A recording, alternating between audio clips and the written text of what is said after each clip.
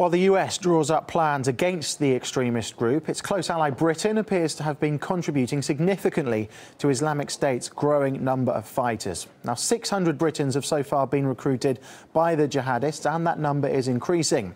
At least 60 women have gone to Syria, where they're forming a so-called armed Sharia brigade. The majority are aged between 18 and 24, are well-educated and come from middle-class families. But now they're spreading hate as part of the ruthless movement. One female jihadist recently tweeted how she wants the British Prime Minister's head on a spike.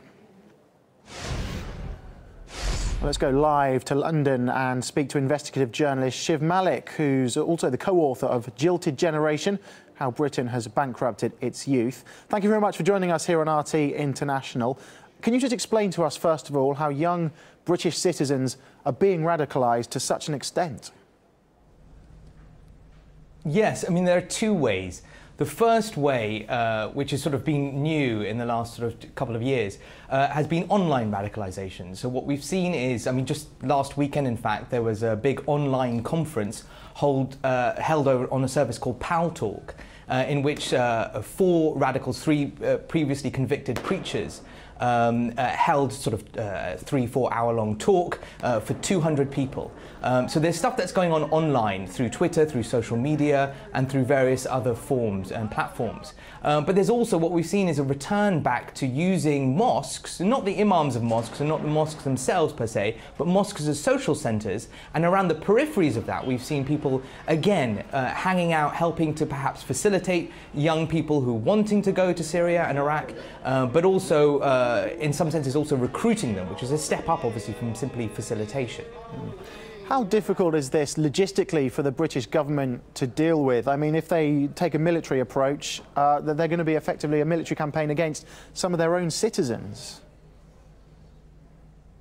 Yes, and we've seen this obviously before in Afghanistan. Obviously, ex-members of a group called Al-Muhajirun, which is now proscribed, they were fighting out in Afghanistan.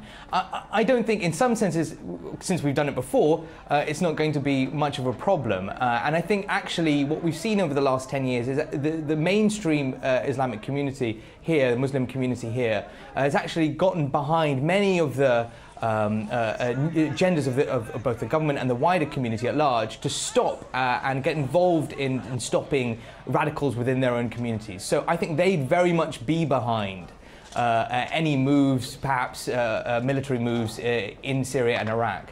But it's unlikely that there'll be any face-to-face sort of combat, and whether that would cause any further problems, I don't know.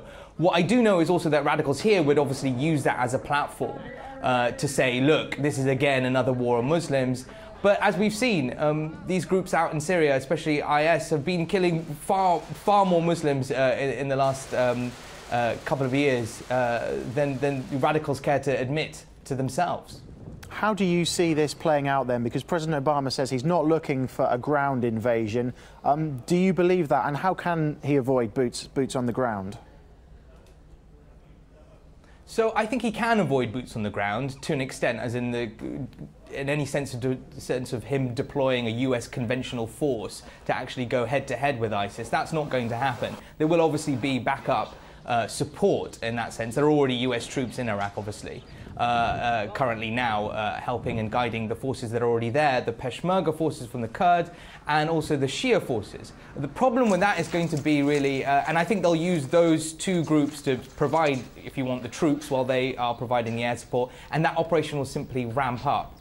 The problem with that is going to be, obviously, then you end up, some of our reporters, I work for The Guardian, some of our reporters there have reported on the fact that the Shia brigades are themselves just as fervent when it comes to committing atrocities and the like. And that's very worrying, because if the US is going to lend their support to those forces, then are we going to see in a few years' time then Shia militias again being a serious problem in Iraq? Shiv Malik, thank you very much. Unfortunately, time is against us. Shiv Malik, investigative journalist and the co-author of Jilted Generation: How Britain Has Bankrupted Its Youth. Thank you for joining us here on RT International. Thank you very much. Thank you.